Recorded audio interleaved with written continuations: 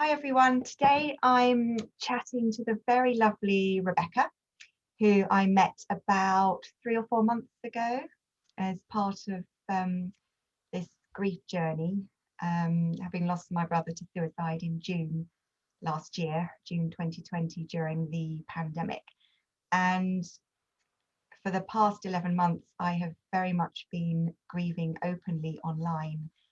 And I've joined quite a few online social media groups and forums for those who are bereaved by suicide. And I've met some truly, truly inspiring and incredible people who are going through this same journey, and they're all at different stages of their grief.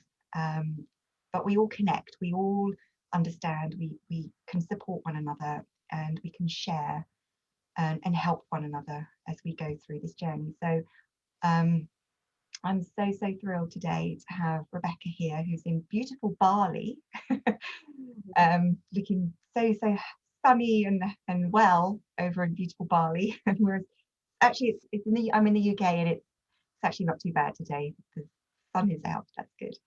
I saw that in England there was like ice or snow or something somewhere today. Really? Not okay. Not in the southeast. I've not seen that. It might be this way. Gosh. We're in April. No, we're not. We're in May, aren't we? Gosh. Yeah. Completely lost with the months. But so it's really just because we connect as well, because we've both lost our brothers.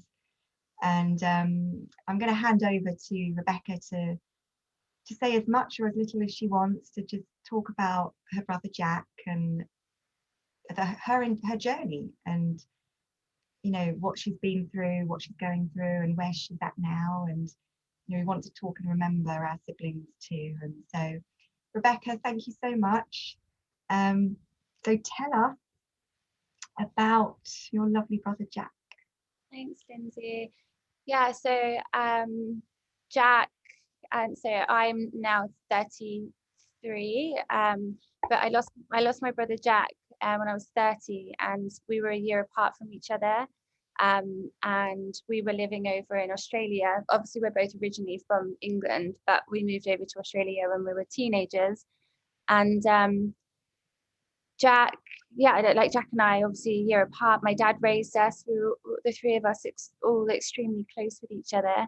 And Jack had been going through a lot to do with back pain, and he had a few surgeries on his back. He had a bulging disc on his spine, so he was on a big cocktail of opiate-based medication, like antidepressant, sleeping tablets.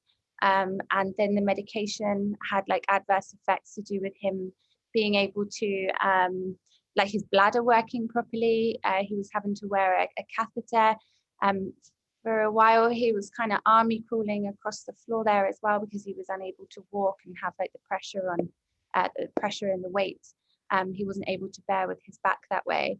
And kind of over the course of this time, he ended up not being able to work, losing his girlfriend, financially kind of struggling a little bit, and then gaining weight, losing weight, not being able to exercise.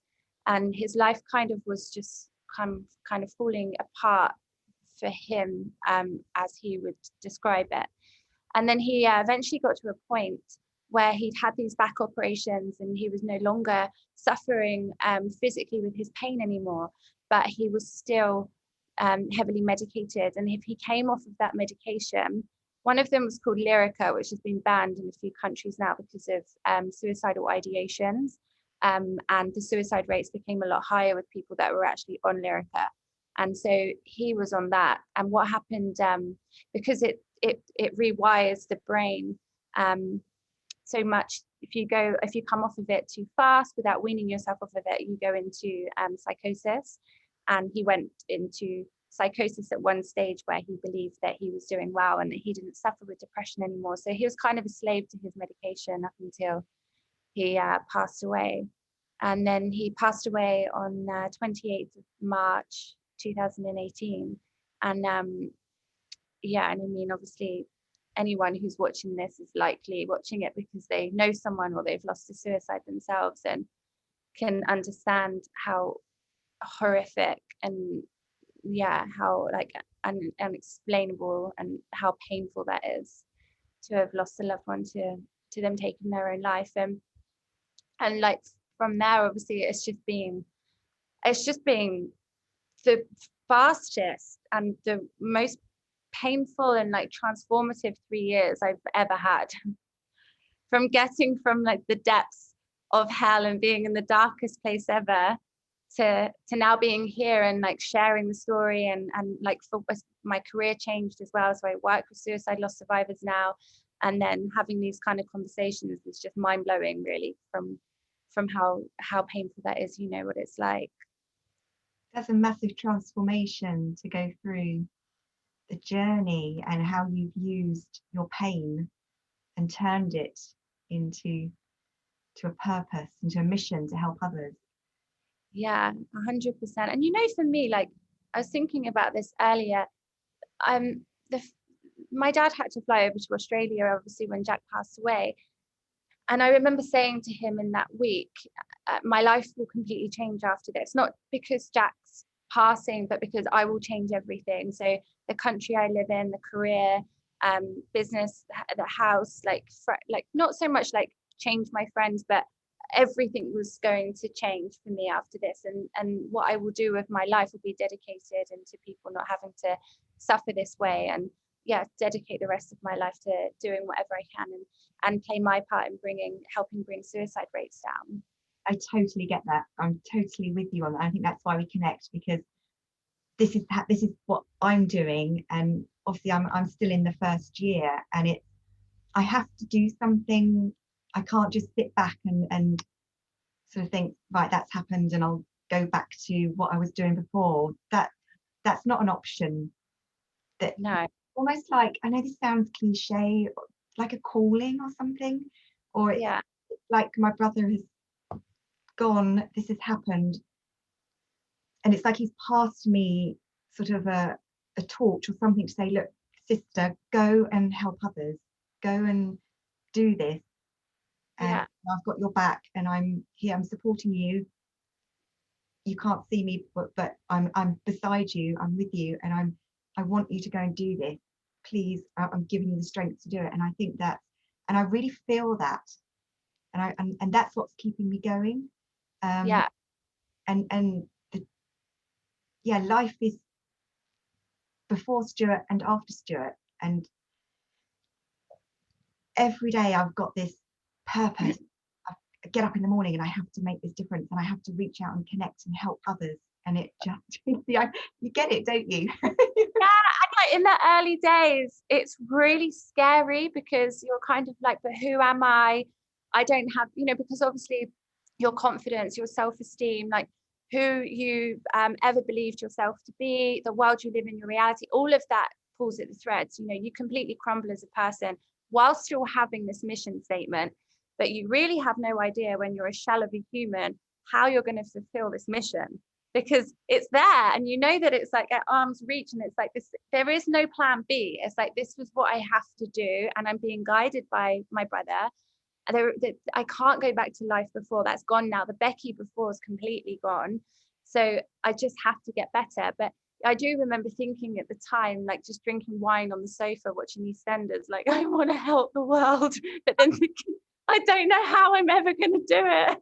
My hair's falling out. I'm going bald. I'm fainting every 10 minutes. And and then eventually, like it, for me, like it's why I'm so like inspired by you when you say 11 months. No one should ever compare ourselves to each other. But it's taken me a very long time to come out of my own shell and feel confident and feel strong. And then once you've got there, there's no stopping you. There's no holding you back, because the job that you're doing and what it is that you want to share is much bigger than you. It's way bigger than we are. It's not, there's no amount of self-esteem or confidence issues is ever going to be big enough than to stop you from doing something like this.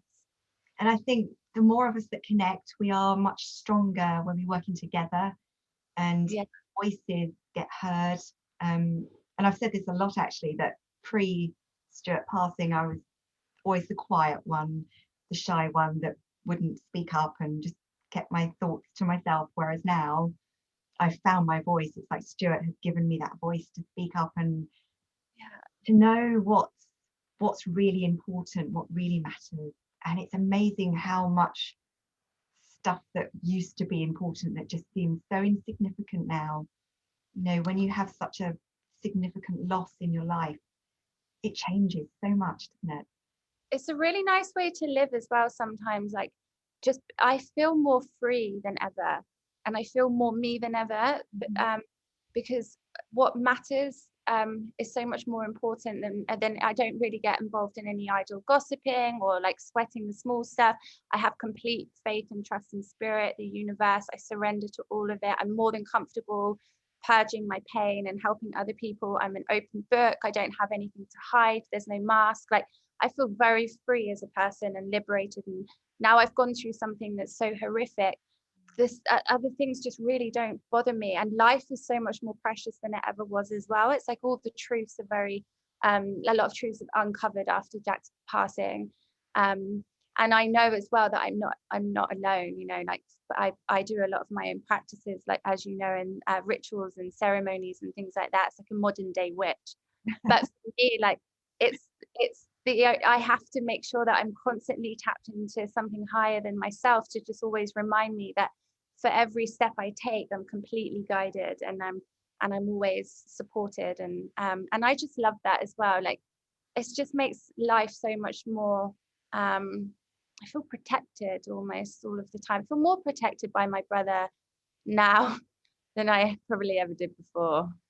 You know what? I totally get that. Yeah, I totally get that. Everything you're saying, I just can totally relate to. It's been crazy. Yeah, I know. I wonder if our brothers have met in the spirit world and they sort of brought us together here to say, look, our sisters need to connect. I often think, like, I think that their job is bigger than our job here. I think that but because there's no time or space, I think things are just instant and like can manifest very fast. But I think that they're kind of like, we're the puppets, and they're kind of linking and moving things all the time, and they're always conspiring and creating. Like, I always wonder, like, we're not as in control as we really think we are, because they're always linking things like this together. It was never really you and I doing it, and now the ripple effect, because you got to think these one conversations, and you know how, and it being online forever, and then how many people that can potentially help, and then how many people they can help, and so on. So it has to come out. It just has to come out rather than stay in. And even if you don't talk, but you just do your own healing work, and you keep this to yourself, it's still going to help other people anyway, because we're always reading each other before we ever even speak. And so just by doing you and looking after yourself is going to make a huge impact to other people as well. Definitely. So tell me more about your healing and what you do and how that's all come about. So after in the first kind of year, it was all trial and error. First sort of 6 months, I would say, it was kind of trial and error. So I initially went down the conventional path. I suffered immensely with PTSD, and I had an autoimmune diseases kick off in my body, and I feel like I'm not being like, woe is me here, by the way. It's just that these are very common for a lot of us. So nails fell out, hair fell out, PTSD, hallucinations, fits, seizures, insomnia, like completely afraid of my own shadow. All of these things happened. So not only were they affecting me on a spiritual level, but they were really affecting me physically as well. And so I kind of went down the grief counseling path. But this is where it kind of become like a fork in the road, because I woke up, like, when my brother passed away, spiritually, like, I was instinctively looking for him everywhere in nature, and I was feeling his energy, his presence around, adrenaline. I was so tapped into, or so present and so traumatized, that I was only using my sixth sense. I was never using my five senses, because I was so numb. And because I was physically numb, I was wide open to feeling energy, really, and hearing and seeing. And so I was having all of these mystical experiences and visits and things from my brother. But then it didn't really go hand in hand when I was with like trauma therapy and grief counselling. And I'd never been exposed to grief counselling before until then. And I remember it going into like these 5 stages of grief and it being compartmentalized. And I know not everybody follows that structure, but I went to a few and that was the structure. And I just remember thinking, this isn't right. They have no idea. Is this seriously what people are offering people that are suffering? This can't be happening. And so I ended up going down the spiritual path and I got a spiritual counselor.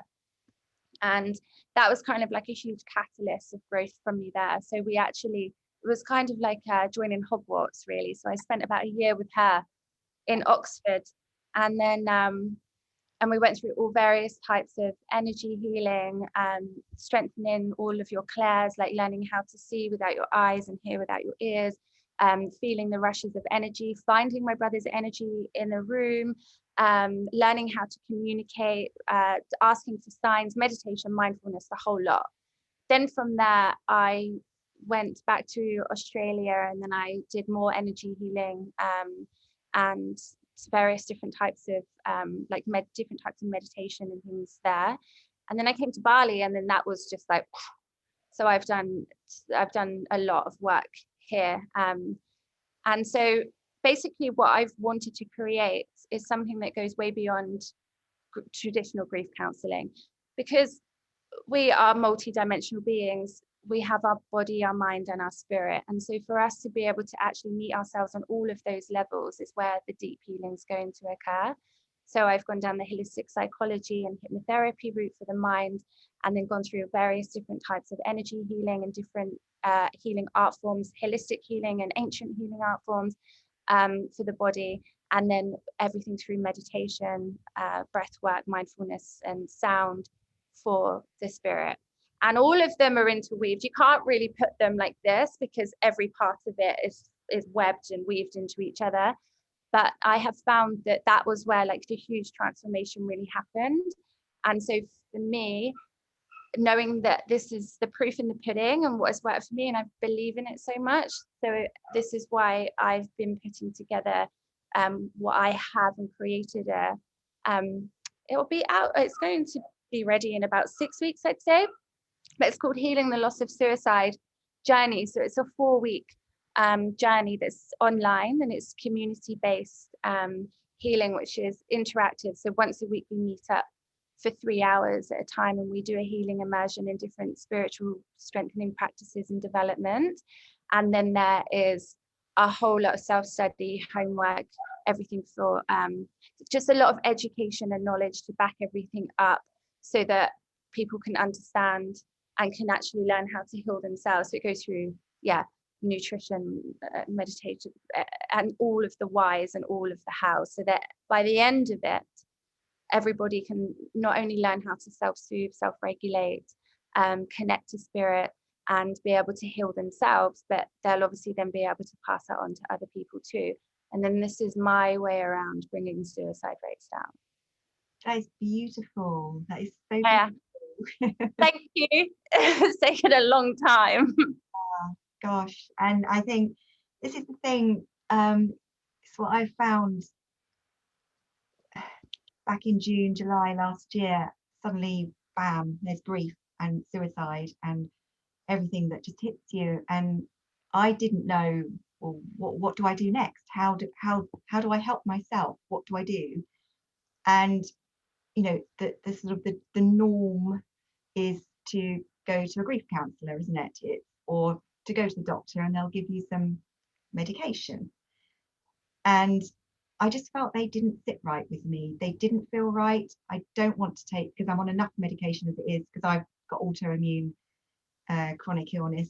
And I just thought I don't, because of actually, like Jack, my brother Stuart was also on a lot of medication connected to his back, and he had major back surgery in 2018.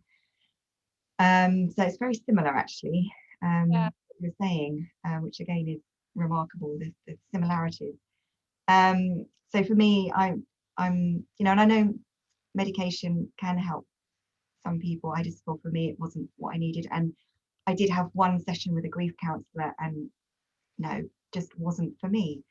And for the last 10 months, I've been navigating and finding my own ways as to, there's got to be some other way of healing. There's got to be some other way of getting through this, and finding, you know, reconnecting with myself, reconnecting with my brother, and getting through day by day. And for me, because my background actually is coaching, life coaching, hypnotherapy, NLP, and I've had, I don't know, 15 years where I've learned a lot of skills through that. And one of the techniques I was using was havening techniques. I don't know if you've heard of that.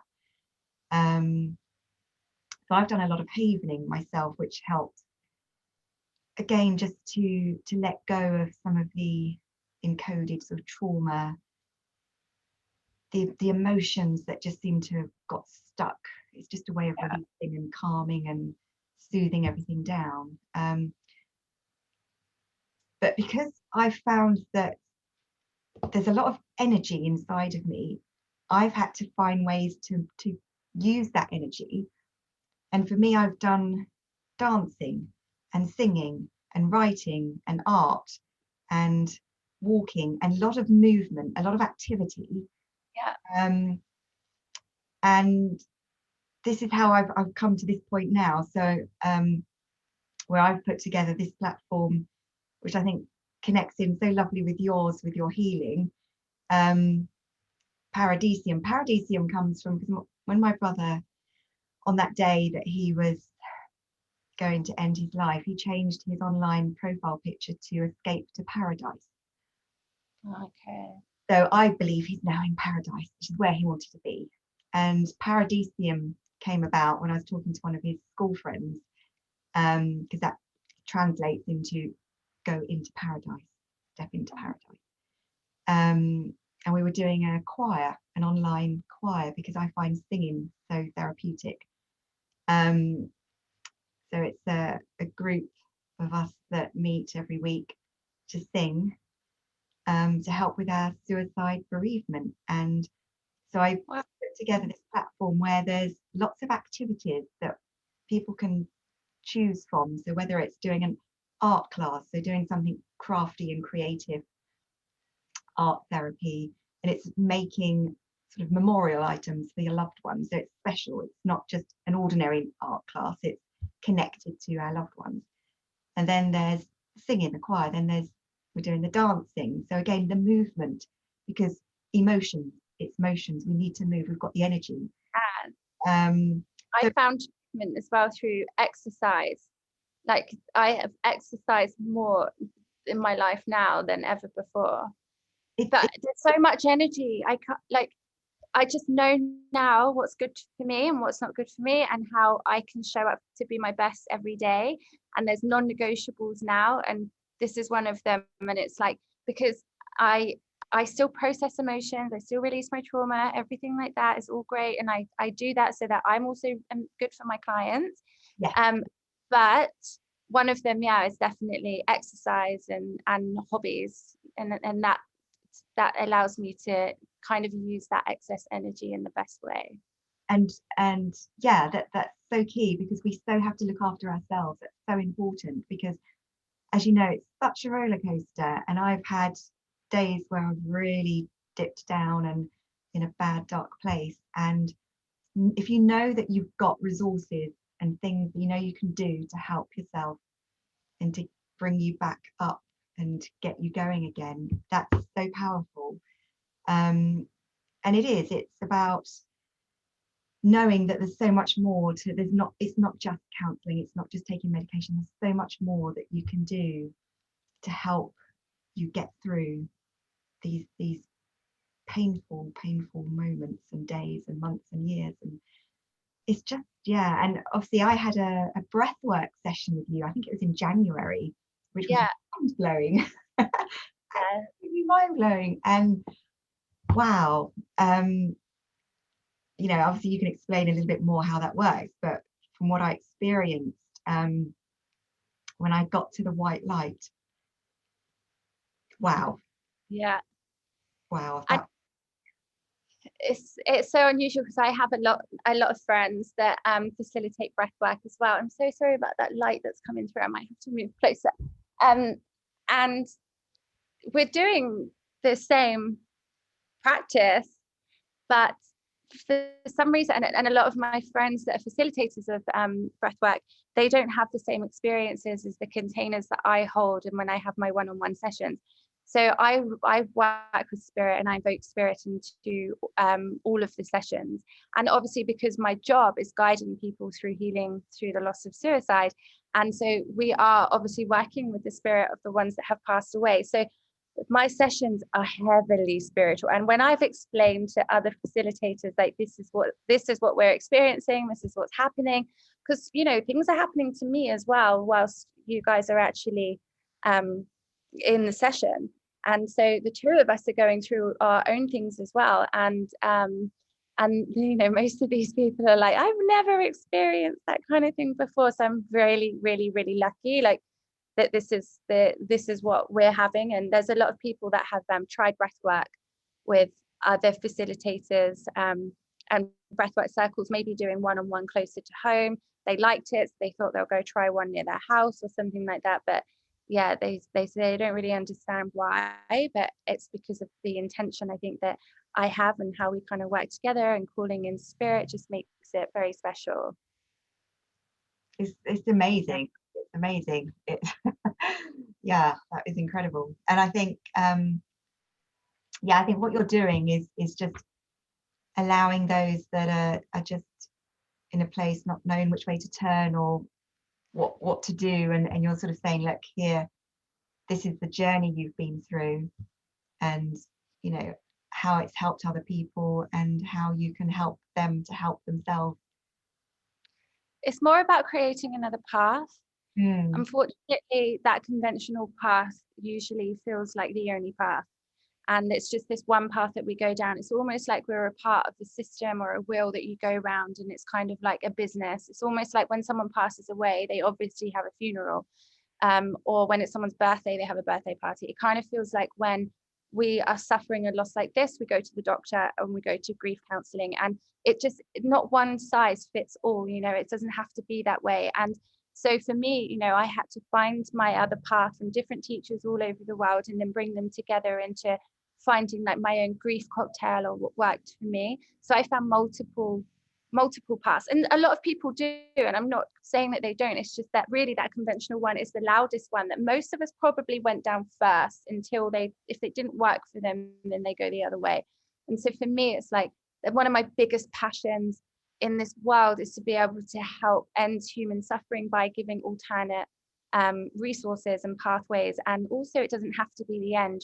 Usually in our culture, death is the end, and we're not really given we're not really given time outside of what society says is okay, in terms of you get 2 weeks off from mourning and and you kind of follow a protocol, and then you get on with it. But so really, it doesn't have to be the end, especially if you do start any kind of spiritual development, or if you have an innate knowing that your loved one is still around in spirit. It was instinctive for me before I could cognitively comprehend it. When you have that kind of introspection and spiritual development, the world, the universe, everything just completely changes and opens up for you. It's almost like one path is just dark and heavy, and the other path just opens up quite magical avenues. It is. It does feel like I've walked through a magic door. I've gone through the secret garden, and now I'm in a different world. And I mean, obviously, I've not done any sort of spiritual training, but I've always had this telepathy. When my brother was here in the physical presence, we would often just pick up the phone at the same time, or text at the same time, or would buy mum a birthday card which was identical or something like that. We just know things. We just had such a bond, and that bond is still there. And knowing that he's still around makes such a huge difference. I think if I believed that that was it, he's gone for good and that's it, that's the end, I wouldn't be sat here now. Yeah, same. I wouldn't. But so for me and for you, that just being able to communicate with them still is incredible. And I really want other people to experience that. Yeah, And because it gives so much comfort. it's the suffering, the pain, like the pain of them not being here in the physical is painful. There's nothing that we can do about that. Obviously what happened, none of us ever asked for this to happen, and that life is painful. We're always going to get thrown these painful things. And then, you know, if we have kind of touch wood, but the next time should anything awful happen, I believe now I'm quite well kitted out with tools and things that can help me move through trauma. But the suffering, that's the difficult thing. The suffering is, I don't like it when people say suffering is a choice. It sounds quite callous and kind of short, but I do believe that the suffering is something that we can live with for a really, really long time if we don't choose to change that suffering by looking after ourselves and kind of and learning and educating ourselves. And really being able to have that spiritual connection. You know, it's not just for monks and masters and spiritual gurus. This is everyday people. Like, we're all spiritual beings having a human experience. So every single person has the capacity and the tools to be able to do it. It doesn't, it's not woo woo or anything like that at all. Like, science bridges with spirituality. It's right there. It's in black and white. You can choose to work with it or not, but it's there. And so when you do start working with that, the suffering kind of becomes a little bit more minimal because you don't feel like you're so far away from them. And, you know, when people say now, oh, they live in your memories or they live in your heart, I'm like, no, they live more than that.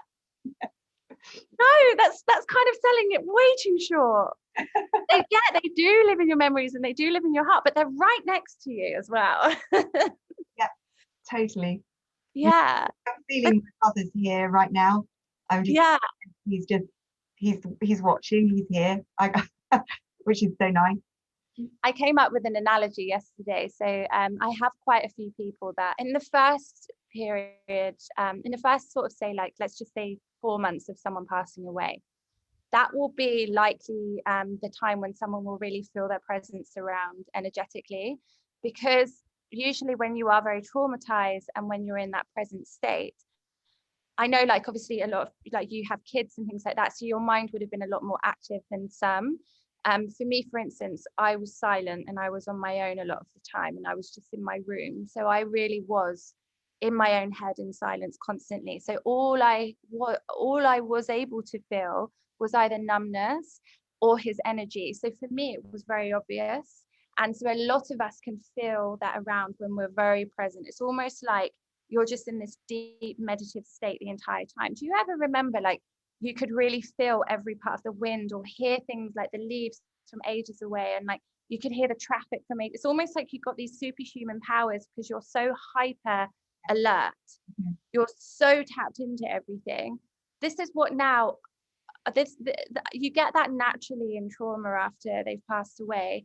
But then what happens is then you start having to, like, pay bills, look after the kids, go to work, go food shopping, and the physical world becomes a lot more noisy again. So it kind of drowns out the spiritual world and hearing and feeling them. So a lot of people usually say after sort of 4 months, I think they've gone now, I can't feel them around, and da da da da. And it's like, no, you were in a prime state, really. Of course, you don't want to be in a traumatized prime state, but you were in this prime state to connect. Whereas now, as you're kind of slowly healing, that they're still there, you just can't feel them as much because the denseness and all your busyness is in between. Yeah. Then when you go on and you actually start to develop and you do your practices and you find that stillness and presence through things like meditation or breath work and things, that connection comes back, but harder and faster because the intention's there.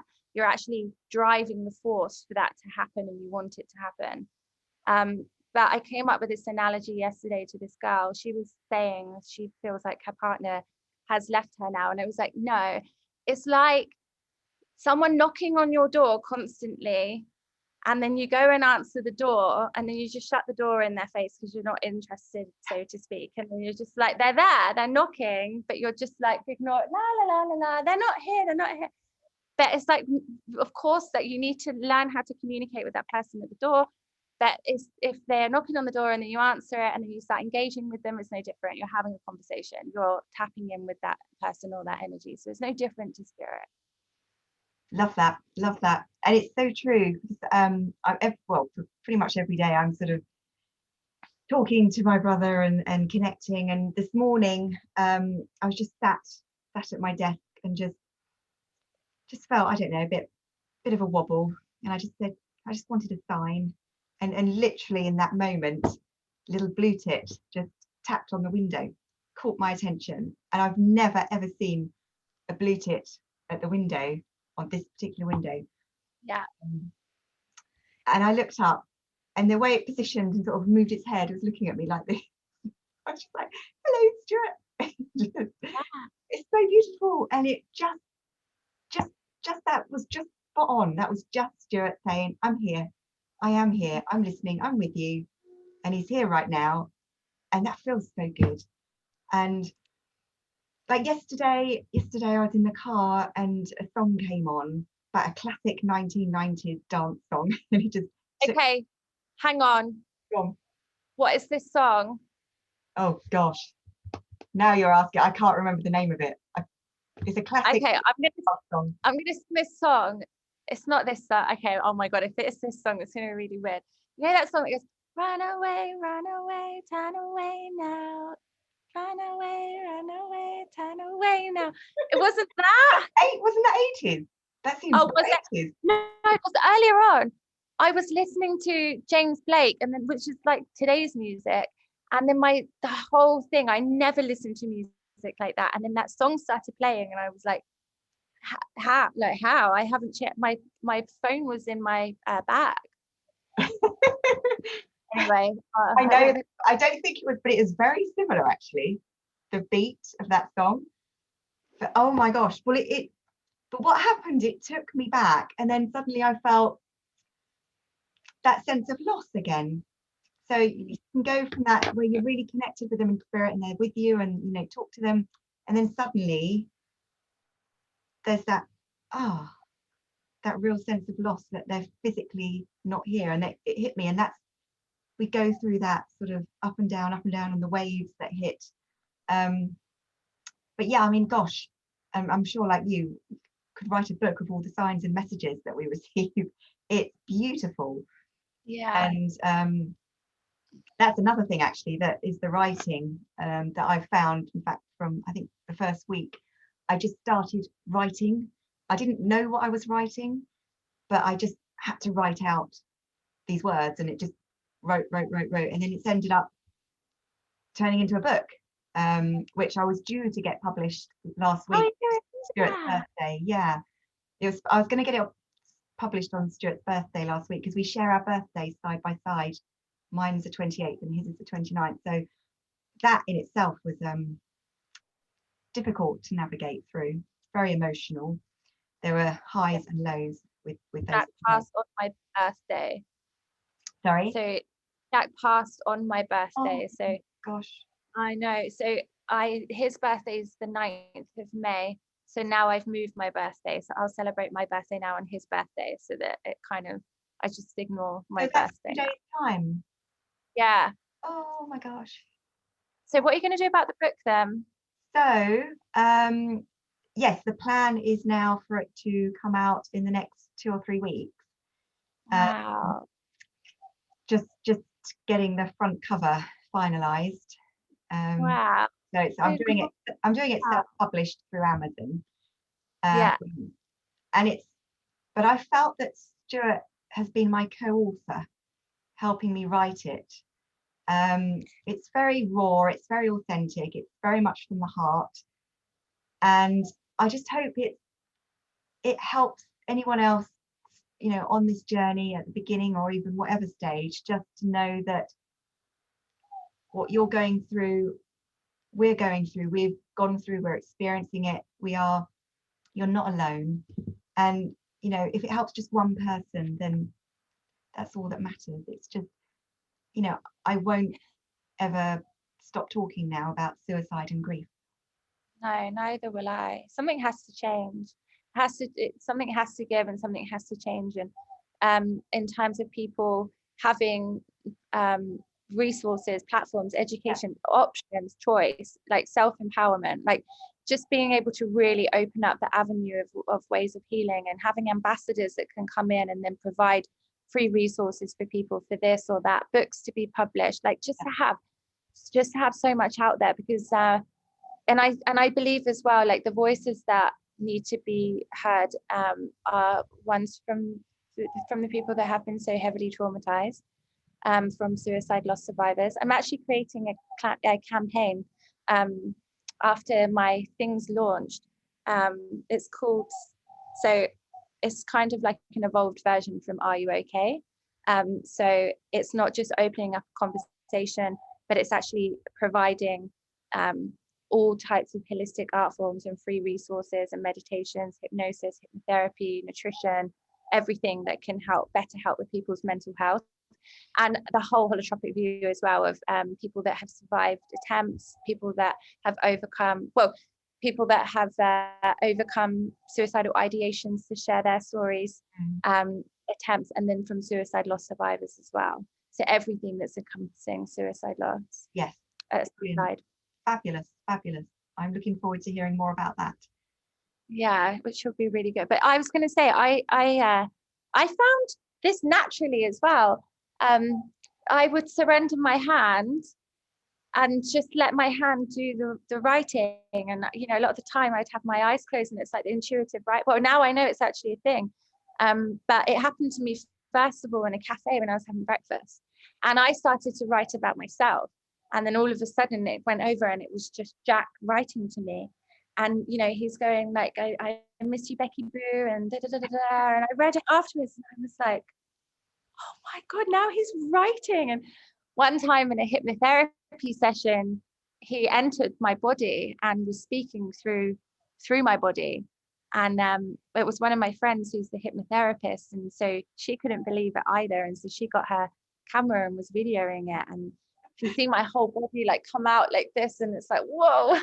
And then he's coming in my body, and then he's just talking. And then I'm there going, is this really happening? Is this really happening? I can't believe this is happening. He's like, shut up, Becky, I'm trying to talk. That's weird you say that. Several months ago I went to see a medium, and when I walked into her room and I sat down in the chair, I sat down like my brother. I suddenly moved like my brother. I sat like my brother. I was in my head, because my brother was saying to me, not sure about this medium. He was just saying, yeah, and he was saying, because he was connecting through, but he was sort of having a bit of a joke. And so the stuff that she was saying was, I can't articulate it very well, but I know what I'm saying. But that was weird. That was weird that I was just sat there exactly like my brother, sitting happy. So weird. Wow. And you know what weirdest thing is as well, is it's like, you know, you have your two voices.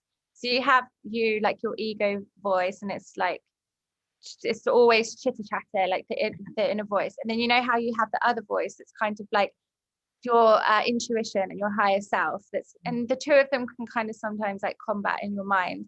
But then it's really weird then when spirit then come into your head, because everyone's got the same voice, so it's still your voice. Yeah. So now you're having, because obviously they don't have a physical body anymore to deliver their voice, so now all of a sudden you're having a three-way conversation in your head with the you that's you, and then the ego that's trying to ignore you or beat you, and then you have spirit in your voice, and it's weird because it's like you have personal split personality or something, because you're talking about yourself in third person and then replying and all sorts all at the same time. Like I'm sorry, but it would take quite an intelligent person to be able to do that.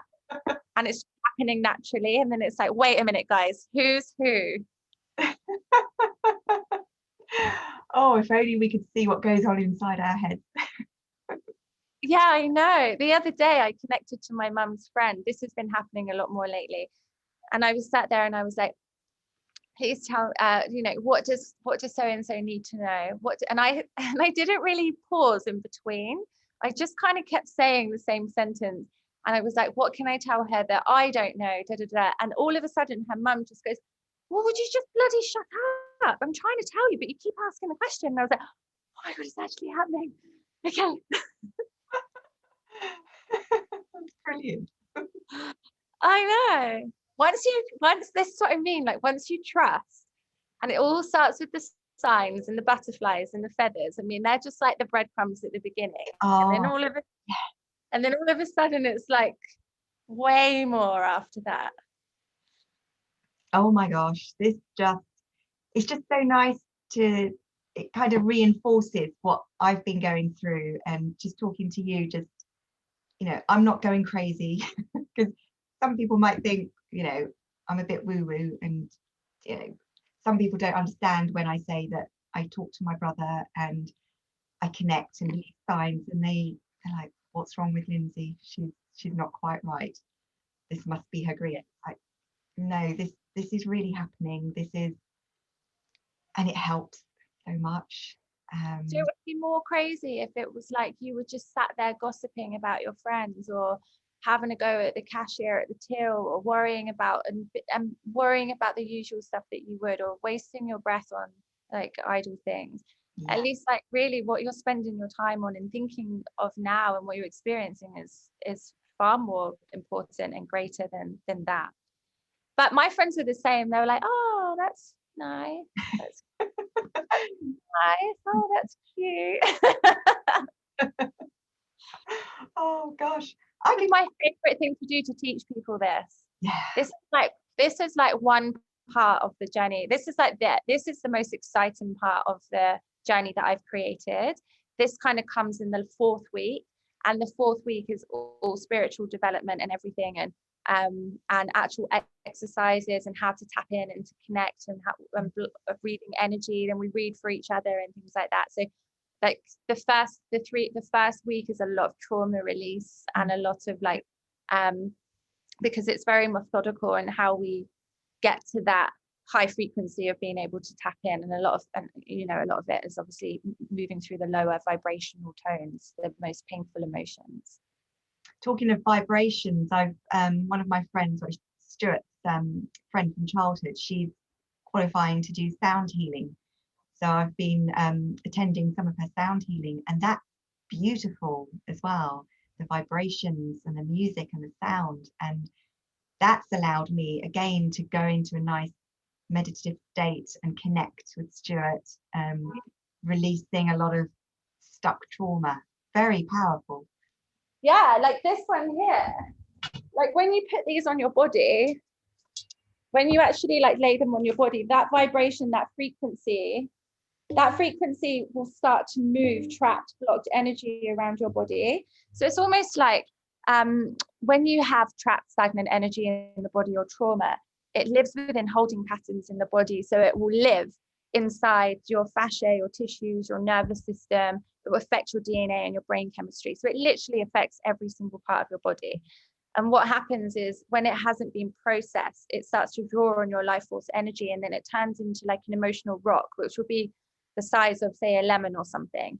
And then say it gets wedged like in your heart chakra, here, it will get, okay, for us as suicide loss survivors, it will go to our heart mainly, right?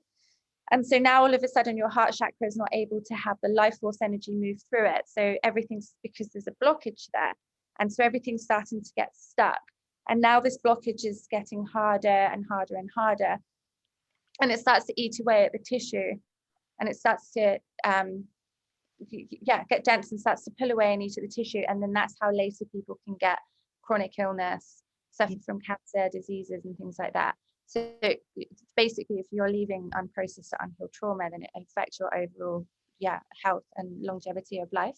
So when you do things like sound healing, which is a form of frequency healing, that starts to move and shatter those energetic blocks. And so have you ever felt quite emotional in sound healing? Yeah. So it's because when you become so relaxed and it alters your brainwave state, and then obviously now it's kind of like you're just peeling away at the layers, or you're opening up Pandora's box. And so it's a very gentle process, but it will start to come. And as this energy is now moving, and whatever it signifies will be heartbreak, for instance. And so you have to feel that heartbreak, and you have to release it and integrate it. And then it becomes a part of something you now own rather than it owning you. But you've just basically added time onto your life as well. You've made yourself a healthier, happier person. And now your heart can feel more of the emotions it wants to feel. It's more expansive. Oh, that's really beautiful. Yeah, I remember that, particularly one time there was just a flood of tears. I just completely overcome with tears, but that was needed. And crying is good. It's a way of releasing, isn't it? Yeah, I think in the past I've always bottled things up, and I think that's probably why I have now got this chronic illness. And obviously it's been reactivated with the trauma of losing my brother, and my health particularly the last few months has really taken a downward turn. And so that's so important now that health is a priority, getting myself back on track, because if I'm not healthy, I can't look after anybody else. And I've got 4-year-old twins, and it's so important that I'm healthy, I'm in a good place, that I'm able to help them and look after them. So yeah, wow, I could carry on this conversation for hours. I know, we should do it again, because that's how I feel. Wow, I'm so happy about, because there's so much to go over and to educate people on. And I think we'll have to do a part 2, Rebecca. I think this is part 1. We'll do a part 2. I would love to. And also, honestly, like, just keep doing what you're doing, because it's just such an inspiration. I've never even hosted one of these calls myself yet, but I will. So I've done the webinars actually. But yeah, it's brilliant. It's so good. I think I'm not scared of anything anymore. I would have been scared to do something like this before, but as I said, I'm just so in this grief journey, and I feel I'm so much empathy for others, and I just want to give others the space and the time to share and speak up and say what they want to say, and it's about you and everyone else. And so I'm more than happy to just have this platform for people to just share and talk, and if it helps others, then that we're doing good. Yeah. And it's just quickly, that was the thing for me, like when after Jack passed away, I would troll the internet. I spent like months on YouTube, Google, reading people's blogs. I bought every suicide book that was self-published from everyone, and I found the most amount of comfort in other people's words and stories. And I would be in awe of these women and these girls and men, but mainly women as losing men, that they had the courage to do it, to get on stage, to speak on camera, to write a book and things like that. And I always thought, when I am done and I've got to a place where I'm strong, then I'm going to be like that girl. I'm going to help, because she helped me so much. I'm going to help as well. And so yeah, like, it's just what you just have to look at you now, look at what you've achieved and what you've got through, and how you're able to help others. It's just beautiful. Baby steps, but we're getting there. Yes. Important to look after yourself as well, and obviously you've got a lot of resources, and how to keep yourself well, but obviously we are all here for you as well. Yeah, it's kind of funny. It's like, if someone owned a salon, there's like more like that competitors, or people can get a little bit narky if other people are copying the business, or they're doing a salon too, and like, in this realm there's nothing like that. Everybody, but if anything, we're more like, we need more people,